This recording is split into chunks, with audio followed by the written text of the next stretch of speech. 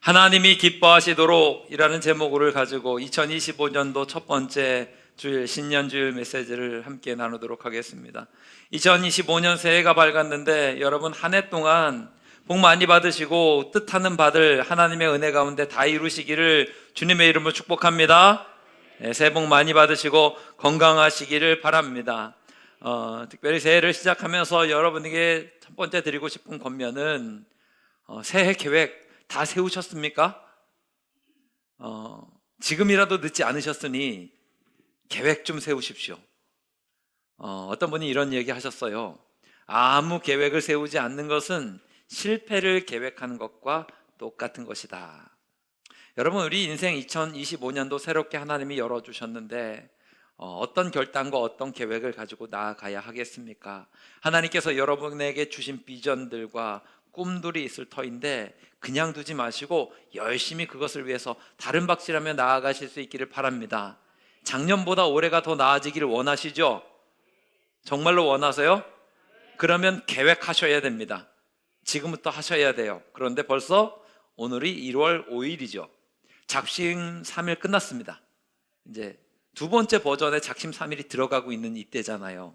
그러니까 지금부터라도 다시 한번 마음을 굳게 먹으시고 2025년에 대한 새로운 비전과 꿈 가지고 열심히 다른 박질 하시기를 바랍니다. 그리고 여러분 각자에게 하나님이 주신 약속의 말씀들이 있을 거잖아요. 붙드십시오. 그냥 교회 한 번의 행사로 2025년 내게 주신 말씀 요거 주셨구나 라고 외면치 마시고 계속해서 묵상하시고 하나님의 뜻이 무엇인가 찾아가시며 2025년을 말씀으로 세워나가시는 우리 모든 즐거운 가족들 되시기를 바랍니다. 우리 2025년도의 즐거운 교회 붙들 목표는 그래서 이제 여러분 개개인의 목표를 생각했으니까 교회의 목표도 생각해야 되잖아요. 모든 것이 다 하나님이 뭐 하시도록요? 우리 2025년 즐거운 교회는 어떤 것을 하든지 그것이 예배이든 그것이 헌금하는 생활이든 그것이 기도이든 봉사이든 전도이든 교제이든 섬김이든 어떤 것이든 우리가 행할 때에는 하나님이 기뻐하시도록 나아갈 수 있기를 바랍니다. 왜냐하면 오늘 성경은 이렇게 이야기하기 때문입니다. 로마서 14장 18절 말씀은 우리에게 이렇게 전하죠. 다시 한번 읽어보겠습니다. 시작. 이로써 그리스도를 섬기는 자는 하나님을 기쁘시게 하며 사람에게도 칭찬을 받느니라. 말씀 보세요.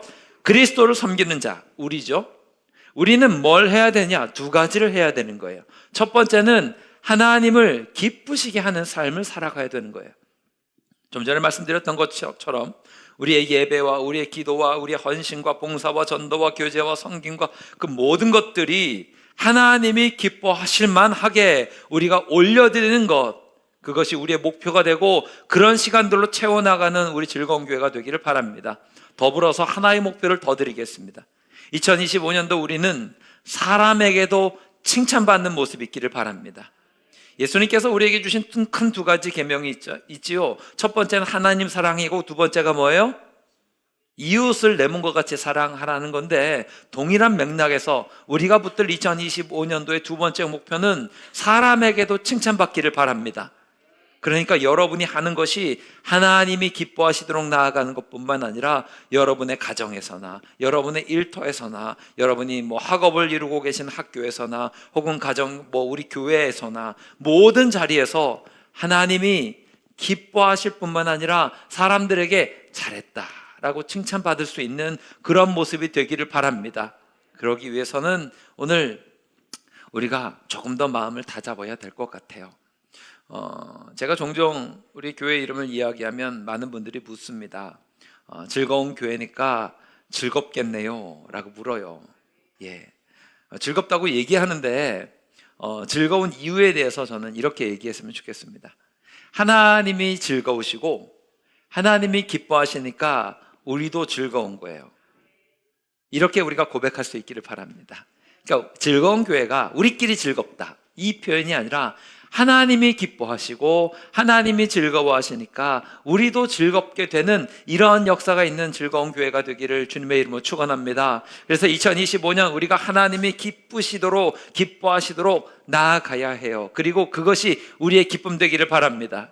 그러니까 하나님이 기뻐하시면 우리 또한 즐겁게 되기를 바랍니다. 어떤 심리학자가 이런 얘기했어요. 그 사람의 됨됨이를 알려면, 그 사람의 사람됨을 알려면 그 사람이 무엇을 기뻐하는지를 보면 다 알 수 있다고. 그러니까 기쁨이라고 하는 것은 그 사람의 중심을 드러내는 감정이잖아요. 그러니까 내가 무언가를 기뻐하는지를 보면 그 사람의 중심, 내 안에 무엇이 들어있는지를 정확하게 알 수 있대요. 사실 그런 것 같습니다. 여러분의 인생에서 무엇이 기쁨입니까? 돈입니까? 출세입니까? 명예입니까? 자식들, 자녀분들 성공하는 것입니까? 여러분 안에 무언가 기쁨이 있으면 그것이 여러분 가운데 있는 거예요. 저는 프로야구를 보는 것을 좋아합니다. 그래서 제가 응원하는 팀이 이기면 그날 저녁에 기분이 좋아요. 근데 아주 말도 안 되게 지는 경기가 있거든요. 그럼 그거 보면 물론 주로 말도 안 되게 지는 경우가 많긴 합니다. 제가 응원하는 팀이. 그러면 이상하게 기분이 나빠요. 그 말은 제 안에 뭐가 있는 거예요? 그 팀이 있는 거예요. 제가 그 팀의 팬이기 때문에, 그것을 응원하고 있기 때문에 지거나 이기거나 할 때 제 기쁨이 오르락 내리락 하는 겁니다. 그러니까 여러분들도 마찬가지인 거예요. 여러분 스스로 물어보셔야 돼요. 여러분은 무엇을 기뻐하고 계십니까? 돈입니까? 명예입니까? 권력입니까? 인정입니까? 혹은 내 자녀들입니까? 물론 이것이 중요하지 않은 것은 아니나 이것이 여러분의 근원적인 기쁨의 중심이 되지 않으셨으면 해요. 우리는 예수님 따라가는 사람들이잖아요.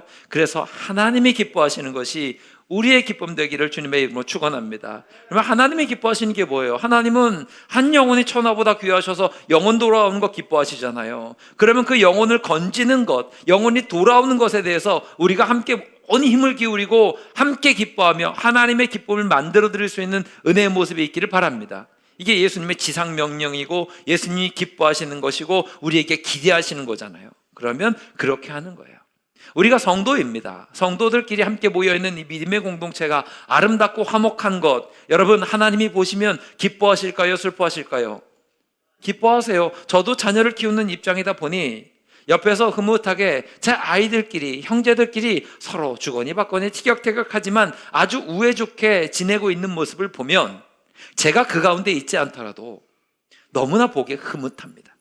교회도 마찬가지가 되어야 돼요. 하나님이 우리 교회를 보실 때 기뻐하시도록 해야 될 것 중에 하나가 무엇입니까? 온 성도들이 서로 한 가족처럼 형제와 자매처럼 서로 섬겨주고 우애 있게 나아가는 것, 하나님 보시기에 너무 기뻐하시겠죠. 뿐만 아니라 여러분 개개인의 인생에도 마찬가지일 것 같습니다. 여러분 부모의 입장으로서 자녀들이 잘 되는 거 보면 좋아요, 싫어요? 세상에 어떤 부모도 내 자녀가 잘 되는 것 때문에 시기하거나 질투하는 일은 없습니다. 하나님도 마찬가지일 것 같아요. 여러분 개개인의 삶 속에서도 마찬가지로 하나님의 기쁨이 그렇게 적용되기를 바랍니다. 여러분에게 주어진 삶의 자리가 있습니까? 그러면 힘쓰십시오. 애쓰십시오. 좋은 열매 거둘 수 있도록, 성취를 거둘 수 있도록 열심히 다른 박질 하셔야 됩니다. 우리가 믿음의 사람이지만 세상에서도 발을 딛고 사는 사람이니만큼 여러분이 하시고자 하는 것들 하나님이 분명히 응원해 주시고 힘 주실 것을 믿으시기 바랍니다. 그래서 2025년도에는 여러분이 꿈꾸고 바라는 것들을 위해서도 좋은 열매 거두기 위해서 힘쓰세요. 그러면 그것이 하나님의 기쁨과 영광이 될 줄 믿습니다. 이 모든 것들이 하나님 기뻐하시도록 2025년도를 향해서 나아가야 돼요. 제가 오늘 첫 번째 메시지를 준비하면서 성경을 곰곰이 묵상하다가 성경에서 하나님이 기뻐하시는 것이 내 기쁨 된 사람이 누구 있을까 이렇게 찾아보았어요. 곰곰이 묵상을 해보았습니다. 하나님이 정말 기뻐하시고 하나님 높임 받으시면 모든 성경의 인물들이 다 기뻐하고 또 뿌듯해하고 좋아하고 할 것이겠지만 그 대표적인 인물을 생각해 보니까 오늘 함께 나눈 요한복음 3장에 나와 있는 세례 요한인 것 같습니다. 세례 요한은요, 자기의 기쁨이 아니라 하나님의 기쁨을 위해서 살았던 사람입니다. 그리고 그것이 이 세례 요한에겐 너무나 큰 기쁨이 되었어요. 하나님 기쁨 위에 살았는데 그것이 세례 요한에게도 기쁨이래요. 오늘 본문 말씀 29절 말씀 보겠습니다. 29절은 이렇게 이야기해요. 함께 읽겠습니다. 신부를 취하는 자는 신랑이나 서서 신랑의 음성을 듣는 친구가 크게 기뻐하나니 나는 이러한 기쁨으로 충만하였노라. 지금 무슨 말을 하고 있냐면 세례 요한이 지금 내 환경은 너무나 열악해요. 의식주가 다 안 좋은 사람이 세례 요한입니다. 사는 게 어디예요? 광야에서 살아요. 집도 없어요. 옷을 입고 있는데 낙타 털옷을 입고 있고 가죽대 띄고 있습니다. 거칠단 얘기예요. 먹는 게 무엇입니까? 메뚜기를 먹고 돌에서 나오는 석청, 돌꿀을 먹고 삽니다. 아주 척박하다는 이야기입니다. 그런데 모든 환경과 여건들이 다 안 좋은데 너무나 기쁘대요. 왜 그렇습니까? 세례 요한이 가진 기쁨이 마치 결혼식 날 내 사랑하는 친구가 결혼을 하는 것을 보고 있는, 그리고 그것을 돕고 있는 들러리, 이 친구의 마음과 같은 것이기 때문에 기쁨으로 충만했다 그래요. 저는 우리 즐거운 가족 모두가 이 세례 요한의 기쁨으로 채워질 수 있는 은혜의 모습이 있기를 바랍니다. 중요합니다. 우리나라는 결혼식 때 들러리는 안 세우죠. 그런데 여러분 다 영화도 보시고 드라마 보셔서 미국이나 이런 데는 결혼할 때 들러리 세우잖아요. 신랑 친구들 한 3명 세워놓고 좋은 턱시도 입힌 다음에 이렇게 딱 세우고, 또 신부 친구들은 드레스 입고 신부 친구들은 꽃까지 들잖아요. 이렇게 꽃 들고 이렇게 서 있고 결혼을 축하하고 막 이렇게 하는 장면들을 뭐 드라마나 영화나 매체를 통해서 많이 보셨으리라 생각합니다. 그런데 이 들러리들은 주로 이 신랑과 신부의 친구들이 하잖아요. 세례 요한은 이때의 기쁨을 가지고 있으면서 주님이 높아지시고 주님이 좋아하시고 주님이 정말 흐뭇해 하시면 그것으로 만족해 했다라고 하는 고백을 가지고 있는 사람입니다. 이것이 귀한 것은 무엇인가 하면 예수님이 이걸 보시고 축복해 주셨어요. 여러분 2025년도 우리가 복 받기를 원하잖아요. 목사로서 여러분에게 복 받는 길을 소개해 드리겠습니다. 하나님이 기뻐하시는 것에 대해서 여러분들도 동일하게 기뻐하시길 바랍니다. 이게 복 받는 길이에요. 왜냐하면 예수님께서 이 세례 요한의 모습을 보시고 뭐라 그러세요? 여자가 낳은 자 중에서 이 세례 요한보다 큰 자가 없다. 정말 높고 하나님 보시기에 귀한 자라는 거예요. 봅시다. 세례 요한이 가졌던 기쁨은 어떤 것이기에 하나님이 그렇게 축복을 하셨을까? 첫 번째, 신랑이신 예수님을 위해서 자원해서, 이 단어가 중요합니다. 자원해서 일하는 기쁨이 있었습니다. 억지로 간 게 아니라요, 정말로 사모하는 마음 가지고 자원하는 마음 가지고 했어요. 9절 말씀을 보게 되면 세례 요한은 자기에게 신랑의 기쁨이 충만했다고 오늘 29절에서 이야기하죠. 그러니까 과거 이스라엘을 보게 되면요, 그 예수 시대의 생활 풍습이라는 책에서 잘 소개하더라고요. 결혼식 할 때 꼭 필요한 게 누군가 하면 신랑 친구예요. 왜냐하면 양가가 결혼하다 보니까 서로 오가면서 의견을 조율하고 일정을 조율하고 해야 될 일들이 굉장히 많이 있잖아요. 그런데 신랑이 준비하다 보면 바쁘고 못 갈 수도 있죠. 그때에 대리인으로 세운 사람이 누구냐? 들러리예요. 신랑의 친구를 세워서 이 사람이 내 대리인입니다 하면서 저쪽 신부집에 가서 조율하고 뭐 잔치집 준비도 하고 여러 가지 결혼식의 준비를 돕는 게 이 친구의 몫입니다. 또 한 가지 더욱더 중요한 게 있습니다. 결혼식 할 때 청첩장 누가 돌립니까? 요즘은 우리 우체국에서 다 해주잖아요. 그리고 카카오톡에 해주는데 2000년 전 예수님 당시에 결혼식 소식을 전하고 사람들을 초청하고 청첩장을 돌리는 몫은 누구일까요? 신랑의 친구들의 몫입니다. 그래서 신랑의 친구들이 초청하기도 하고 청첩장을 돌리기도 합니다. 그리고 나서 정말 중요한 것 또 한 가지가 있어요. 결혼식이 끝나고 피로연 할 때 피로연에 신부는 참석을 못해요. 신부 대기실에 이렇게 있어야 돼요. 방 앞에서 신랑을 기다리는 거죠. 그런데 신랑이 오기까지 혼자서 신부가 방에서 기다릴 수는 없잖아요. 그 신부의 방을 앞을 지키는 사람이 있어요. 이 사람이 누구예요? 신랑 친구예요. 할 일이 굉장히 많죠. 그러니까 결혼식을 위해서 정말 많은 수고를 해야 되는 게, 사실 신랑보다 더 많이 일해야 되는 게 신랑의 친구일 수도 있을 것 같습니다. 그런데 보통 신랑의 친구들은 이것을 영광으로 여겼대요. 이것을 기쁨으로 여겼대요. 왜냐하면 신랑이 그 친구를 찾아가서 나의 결혼식 때 들러리가 되어주지 않겠니? 라고 요청하는 것은 이 친구가 나를 얼마만큼 믿고 있느냐, 이게 다 드러나는 거니까. 내 사랑하는 친구가 이렇게 하니 그래서 내가 흔쾌히 하겠다 하면서 그것을 영광으로 여기고 친구가 결혼하고 행복한 삶을 살아가는 것이 기쁨이 되었다라고 하는 거예요. 세례 요한이 지금 이 이야기를 하고 있는 겁니다. 주님께서 내게 사명을 맡겨주셨는데, 내가 주의 길을 예비하는 사명을 맡겨주셨는데, 내가 비록 지금 좋은 집에 살지 못해요. 내가 좋은 옷을 입고 있지 못해요. 내가 좋은 것을 먹지 못해요. 사람들이 때로는 저 사람 미쳤다 이야기하고, 때로는 저 사람 어리석다 이야기하고, 바보같이 산다라고 이야기하더라도 그 일 자체가 자기에겐 너무나 기쁨이 되었다라고 하는 거예요. 그래서 그 일을 자원해서 열심히 해나가기를 원했던 게 이 세례 요한입니다. 저는 우리 즐거운 가족 여러분들이 동일하게 그렇게 되시기를 바라요. 여러분, 교회는요, 기본적으로 우리가 봉사하고 헌신하는 것들이 다 깔려 있는 거잖아요. 그럼 어떻게 하셔야 돼요? 자원하는 마음이 없으면 그 모든 시간들이 괴로움일 수밖에 없습니다. 주님이 나에게 이 자리를 맡겨주신 것이 영광되지 않고 그것이 나에게 기쁨되지 않으면, 이 일을 통해서 하나님이 얼마나 기뻐하실까, 하나님이 이것을 얼마나 좋아하실까, 이 고백과 믿음이 있지 않으면 그 모든 시간들은 무거운 짐밖에 되지 않아요. 그러다 보면 지치고 쓰러질 수밖에 없습니다. 가장 어려운 것은 그 어떤 일을 하더라도 지속하는 힘을 얻을 수가 없어요.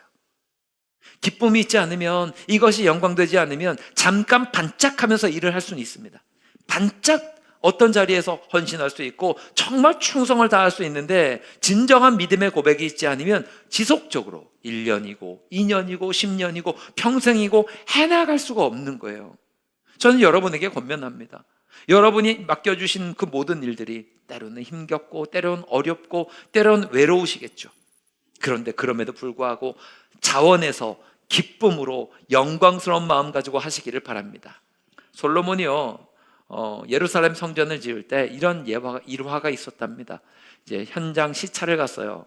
가서 어떻게 짓는지를 잘 보다가 일하고 있는 일꾼 한 명을 만났어요. 그래서 물어요. 너는 여기서 왜 일하고 있느냐라고 물었어요.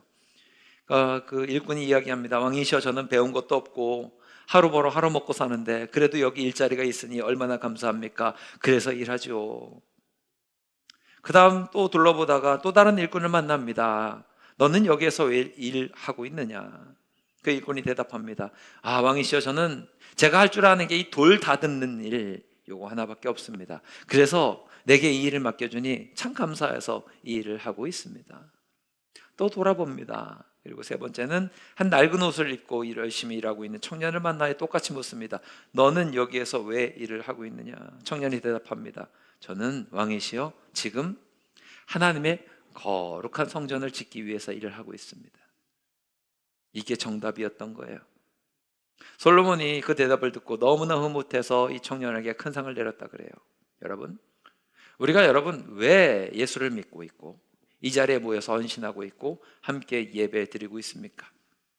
하나님의 거룩한 성전을 세우기 위한 것임을 믿으시기를 바랍니다.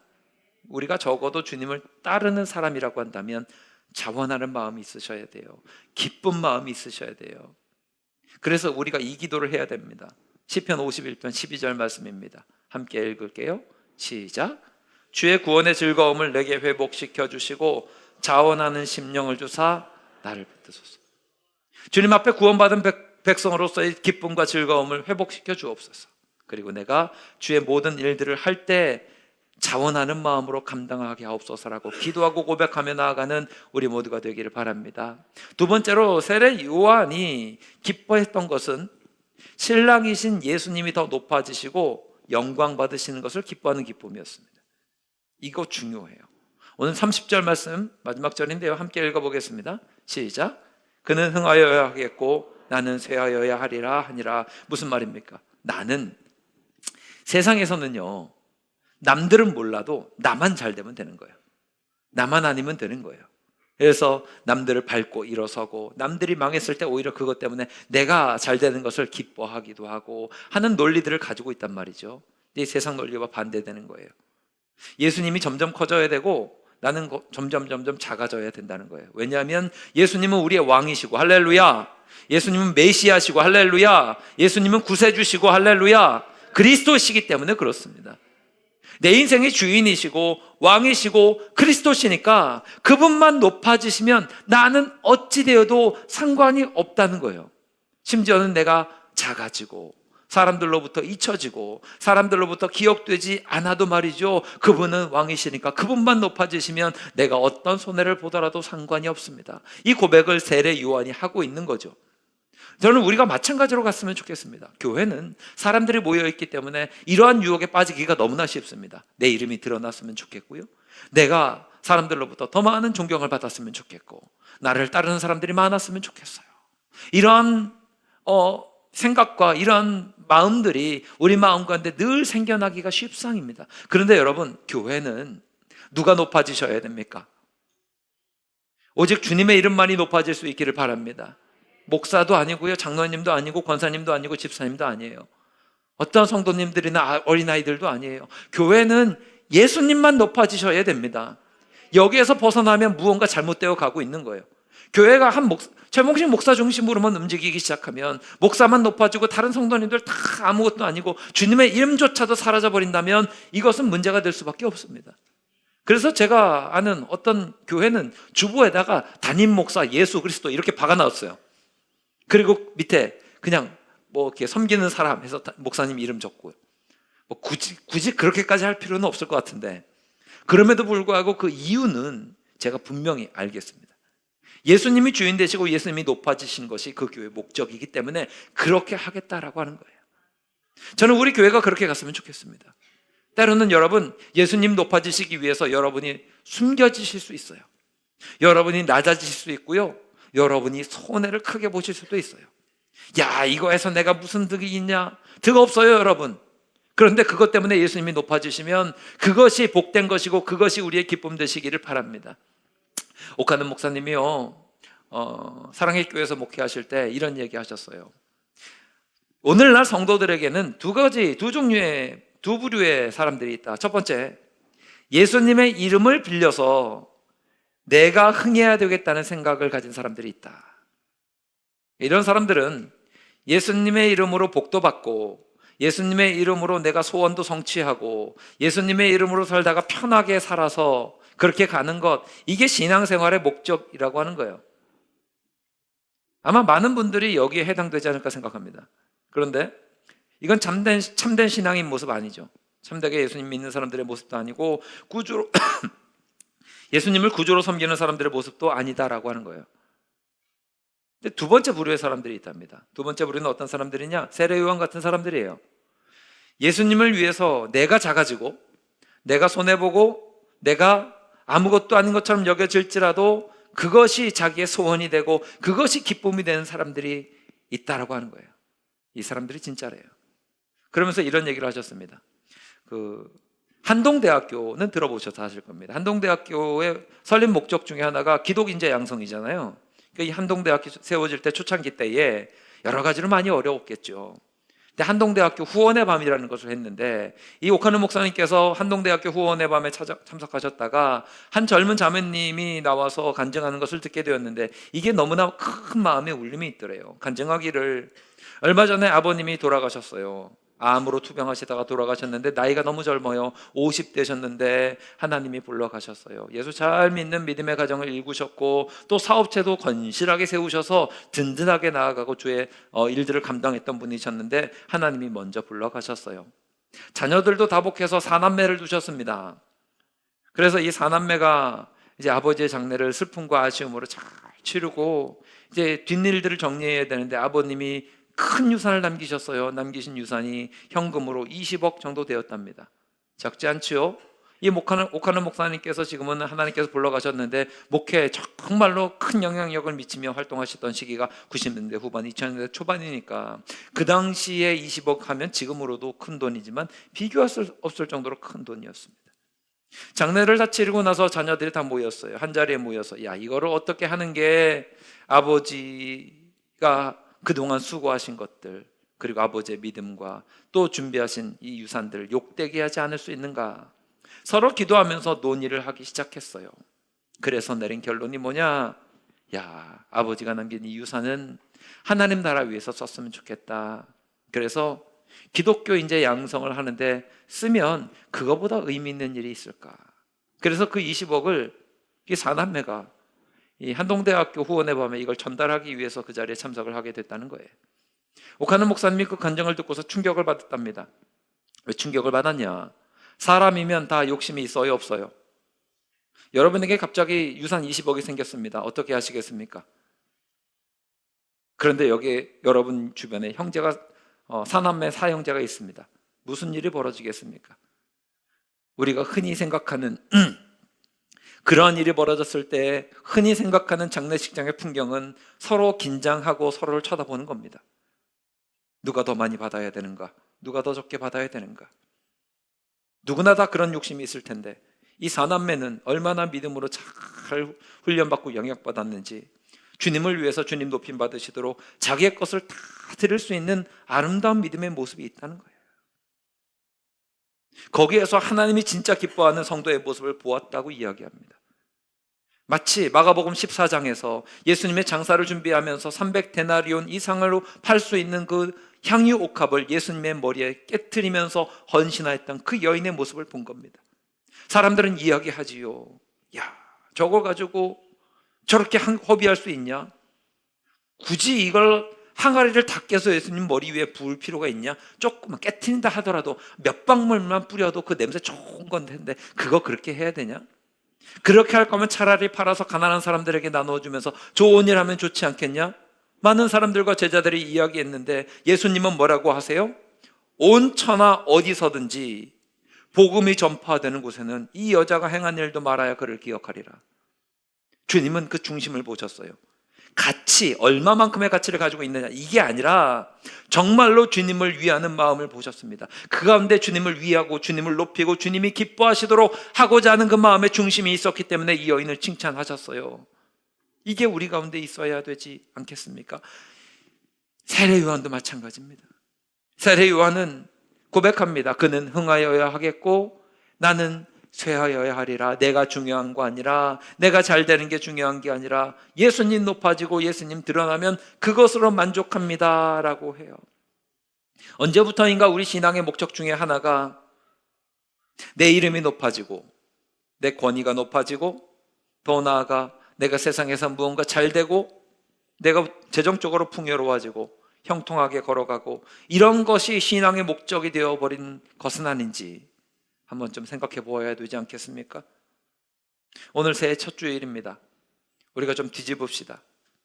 주님이 높아지는 것이 우리의 기쁨 되기를 바랍니다. 주님이 영광 받으시는 것이 우리의 기쁨 되기를 바랍니다. 그렇게 나아가야 우리가 주님 앞에서 설 수 있어요. 마태복음 11장 11절은 이렇게 이야기하세요. 예수님이 세례 요한을 축복하면서 이렇게 이야기합니다. 함께 읽겠습니다. 시작. 내가 진실로 너희에게 낳은 자 중에 세례 요한보다 큰 이가 일어남이 없도다. 그러나 천국에서는 극히 작은 자라도 그보다 크니라. 아멘. 세례 요한이 너무나 대단한 사람이라고 축복하시는데 귀한 존재인데 하나님 나라 가면 누구도 아무리 작은 자라도 세례 요한보다 더 큰 자들이 많대요. 왜 그럴까요?